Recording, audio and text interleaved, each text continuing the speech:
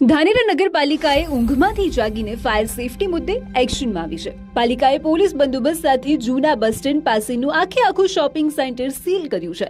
જો કે એકાદ વર્ષથી આ શોપિંગ સેન્ટર ફાયર એનઓસી અને ફાયર સેફટી વગર ધમધમતું હતું. આ વાતનું બ્રહ્મજ્ઞાન થતાં જ આજે પાલિકાએ કહેવા ખાતર કાર્યવાહી કરી. અહીંયા મહત્વની વાત એ પણ છે કે ધાનેરામાં ઘણી હોસ્ટેલ, ગોડાઉન, શોપિંગ સેન્ટર પણ ફાયર એનઓસી વિના ધમધમી રહ્યા છે, જેમના પર કાર્યવાહી ક્યારે થશે એ તો ભગવાન જ જાણે. આજનો ધાનેરા નગરપાલિકા વિસ્તાર બસ સ્ટેન્ડ રોડ ઉપર એક શોપિંગ સેન્ટર આવેલું છે. એ શોપિંગ સેન્ટરના માલિક મહેમાન ગુલાબ હુસેન હાજી સુલેમાની, જેઓનું શોપિંગમાં ફાયર સેફટી, ફાયર સુવિધા ન હોવાના કારણે, ફાયર સર્ટિફિકેટ ન મળવાના કારણે એ શોપિંગને આજે નિયમાનુસાર સીલિંગ કાપણી કરી છે. જે દુકાનદારો છે એ દુકાનદારોનો જે માલ સામાન છે એ માલ સામાન અંદર ઉઠાવી એમની દુકાનદારોને કોઈ પણ પ્રકારની મુશ્કેલી ન પડે એ રીતે